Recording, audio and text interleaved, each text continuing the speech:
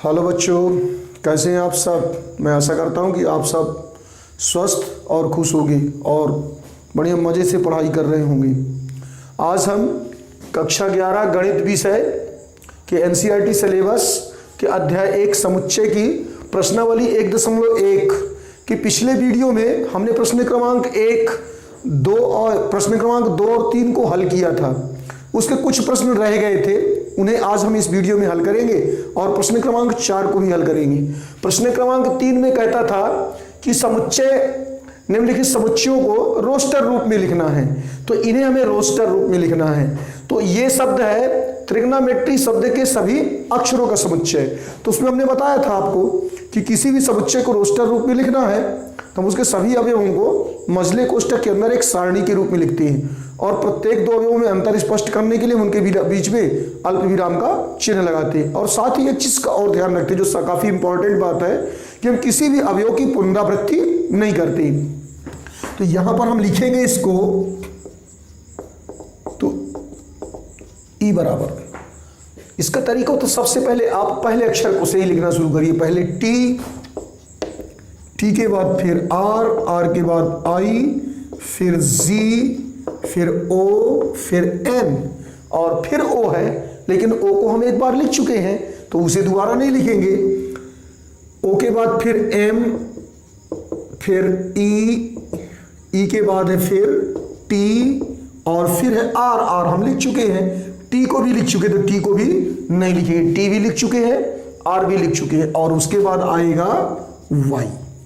चूंकि समुच्चय अक्रमित होते, इसमें क्रम का कोई लेना देना नहीं होता, तो हम तो चाहे तो इसे इसी प्रकार लिख सकते हैं या चाहे तो हम इसे अल्फाबेट के अनुसार भी लिख सकते हैं जैसा हमें चाहिए। तो हम चाहे तो इसी प्रकार लिख दें या इन्हें चाहे तो हम इनको अल्फाबेटिकल पहले ई को लिख दें, फिर आई जी लिख दें, फिर आई लिख दें। इस क्रम में भी हम इनको सेट कर सकते हैं। इसके बाद है शब्द, बेटर शब्द के सभी अक्षरों का समुच्चय, तो इसे भी लिखना है। तो एफ बराबर पहले क्या आएगा बी, फिर ई के बाद टी दो बार आए लेकिन हम उसे लिखेंगे एक ही बार। ई लिख चुके तो उसे दोबारा नहीं लिखेंगे और फिर है आर।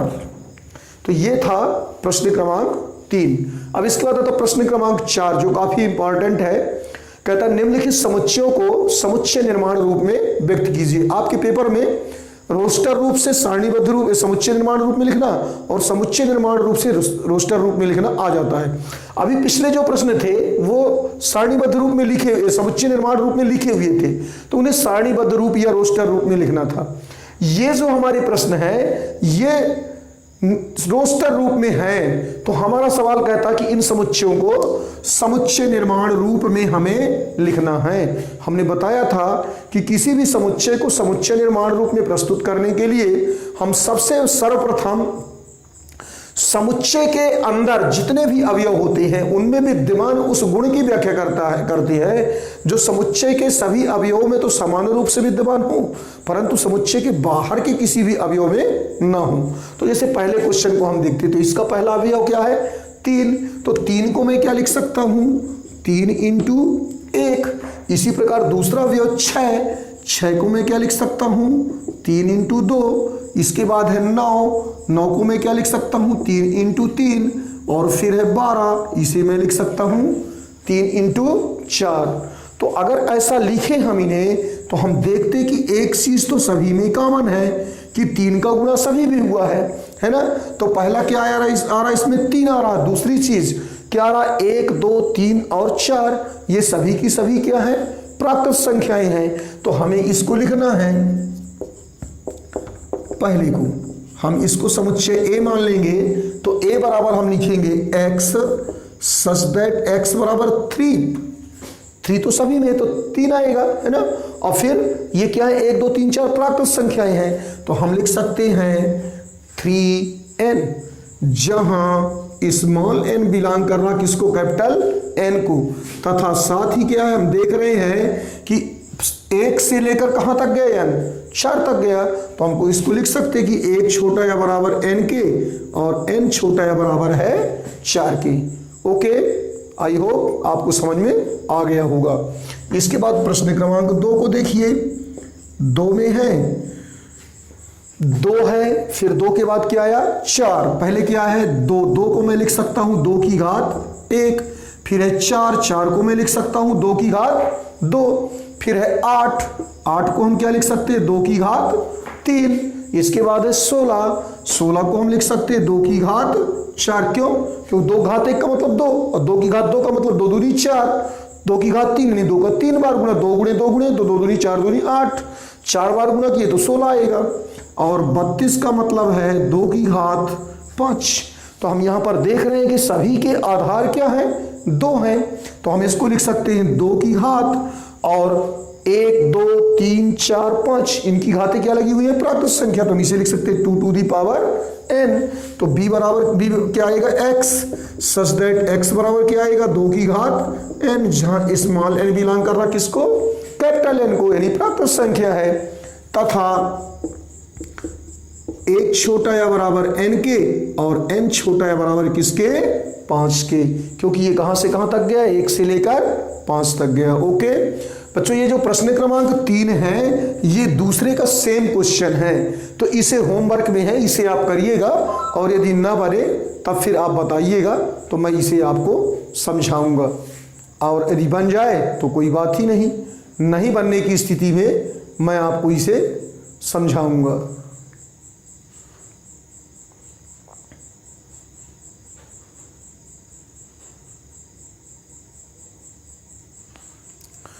इसके बाद प्रश्न क्रमांक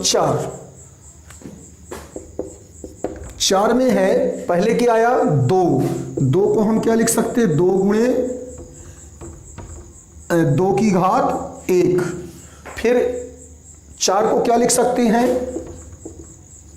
2 की घात 2, 6 को क्या लिख सकते हैं,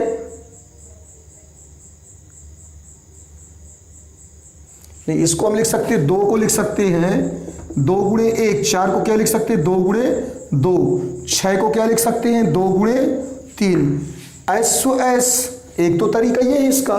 दूसरी चीज हम देख रहे हैं कि ये सभी जो हैं ये संख्याएं 2 4 6 एस, ये सभी की सभी क्या हैं सम संख्याएं हैं। कैसी संख्याएं हैं सम संख्याएं हैं, तो हम इसको क्या लिख सकते हैं d बराबर x, सच दैट x क्या है एक सम प्राकृत संख्या है।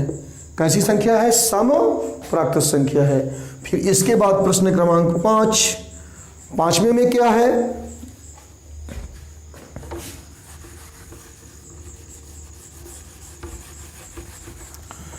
पांचवें में देखिए पहले क्या आया 1 को मैं क्या लिख सकता हूं 1 का वर्ग, फिर आया 4 को मैं क्या लिख सकता हूं 2 का वर्ग, फिर आया 9 को मैं क्या लिख सकता हूं 3 का वर्ग, इसी क्रम में 100 को मैं लिख सकता हूं किसका वर्ग 10 का वर्ग। तो यहां पर हम देख रहे हैं कि घात तो सभी में 2 लगी हुई है, और 1 2 3 से लेकर कहां तक 10 तक की क्या आई है प्राकृत संख्याएं। तो हम इसको क्या लिख सकते हैं e बराबर x, सच दैट x बराबर n का स्क्वायर, जहां small n belongs to capital N, तथा 1 छोटा या बराबर n के और n छोटा या बराबर है किसके 10 के। तो ये था आपका प्रश्न क्रमांक 4 का हल। इसमें यदि कोई समस्या हो तो उसे कमेंट बॉक्स में आप लिखिए, और वीडियो पसंद आने पर लाइक शेयर और सब्सक्राइब अवश्य करें। इसके आगे का जो प्रश्न है वो अगले वीडियो में आपको प्राप्त हो जाएगा। धन्यवाद।